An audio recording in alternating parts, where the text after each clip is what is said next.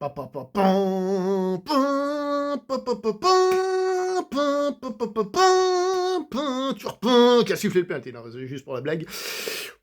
Voilà à quoi on a assisté aujourd'hui, hein. Ce soir, on a assisté à la guerre des étoiles, hein. Et je dis la guerre des étoiles parce qu'on est vraiment dans la trilogie d'origine. Quel match, quel match, quel match, quel match, quel match. D'un point de vue émotion. Et globalement, en tant que madridiste, je trouve que le Real a dominé et ils ont fait les cons. Encore une fois. Mais cette fois, il y a une fin positive. On sait que City a une sale tendance à se laisser revenir au score en fin de match. Bah tant mieux, hein, tant mieux.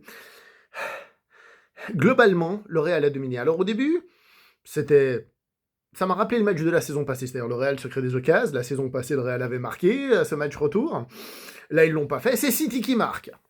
Et ensuite, on a une phase de domination de City où on sent que le Real n'arrive pas à sortir et tout, que City est en train de monter en puissance et tout ce qui va avec. Et oh là là là là. C'était difficile, difficile, difficile, difficile.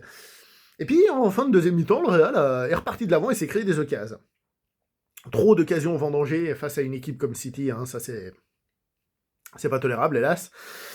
Et ça s'est vu parce que ça a joué. Et quand le Real a égalisé, déjà un peu avant, il le faisait, mais surtout après l'égalisation, le Real avait tendance à faire des longues passes qui ne donnent rien du tout, parce que oui, t'essaies d'aller dans la course, mais bon, le gars, il doit le contrôler et tout, repartir. Bon, pourtant, les attaquants, ils ont globalement fait un bon match, hein, je parle des trois, même si Rodrigo a un peu trop conduit le ballon, hein, il y avait des moments, il y avait des passes qui étaient claires pour Vini ou pour Mbappé, puis lui, il a trop conduit, trop longue conduite de balle, c'est un petit peu dommage, mais c'est pas le seul, hein, mais je veux dire, il y a eu des moments où et tu dis, on n'est pas en train de les tuer, on est en train de les rater globalement, là je parle sur tout le match, hein. Et là, on a fait ces longues passes. Et puis bon, à un moment donné, il y a un penalty, difficilement discutable. Quoique, il faudrait peut-être que je revoie les images. Sur un truc, il m'a semblé que c'était dehors. Mais bon, bref, ça c'est moi. On va dire penalty, c'est voilà. Haaland arrive et il le marque. Et bon, bref, 2-1. Et là, tu te dis, ça fait schmir. Parce que ce match, il était pour être gagné au moins 2-1, enfin 1-2 ou 1-3. Honnêtement, tu te dis, il y avait cet espace, on se crée des occasions, je dis on parce que je suis madridiste, hein.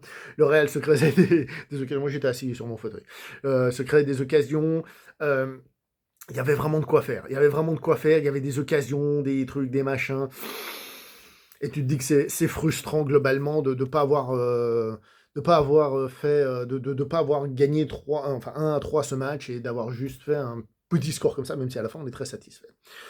Mbappé, parlons-en globalement de son but et de son match. Je l'ai trouvé très bon, très actif, ses courses étaient dangereuses, il n'a pas toujours très bien tiré et tout ça, mais voilà, hein, entre autres son but, qui est un peu un raté, qui est devenu un but, heureusement, tant mieux. Mais il était présent, il a fait un très bon match. Vini, il a eu de la chance parce qu'à un moment donné, il y a eu quelques blessures du côté de City et on lui a mis Lewis sur le côté et puis on a vu que Vini arrivait à le bouffer, quoi. On rappelle qu'il y avait Kyle Walker qui est un peu sa kryptonite qui était plus là.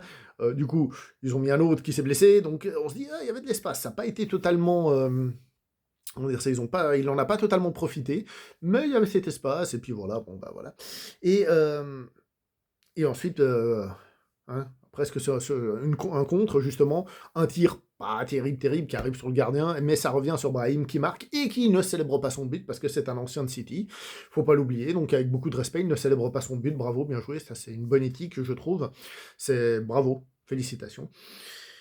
Et puis, malgré tout, le Real a continué à se créer des petites occasions, et entre autres, ben, un contre-final avec une finition de Vinicius toute pourrave qui devient une passe pour Monsieur Bellingham et qui plante le but dans les arrêts de jeu, histoire d'avoir un match retour, non pas tranquille, non pas serein, mais envisageable.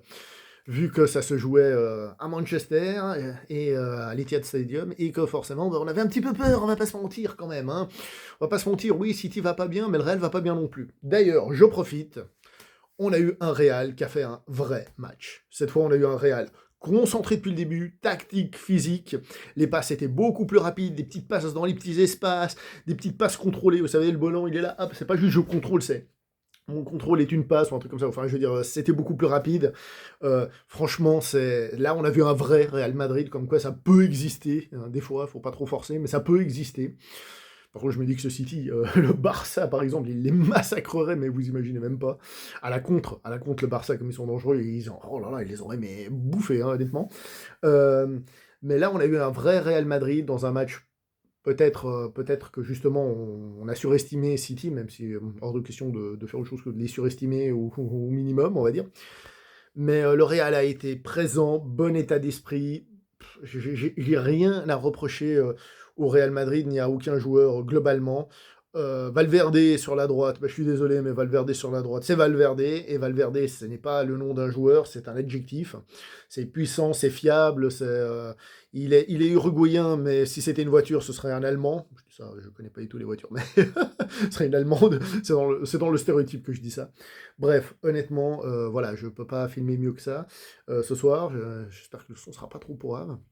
Le Real a gagné, c'est pas fini, mais oh là là, j'ai pas fait de live parce que j'avais très peur et le match a été tout ce que je voulais, émotion, difficulté, mais de voir le Real qui joue, même si pour moi, à un moment donné, ils faisaient un peu, ils ont pas forcé, et c'est dommage parce que là, il fallait forcer.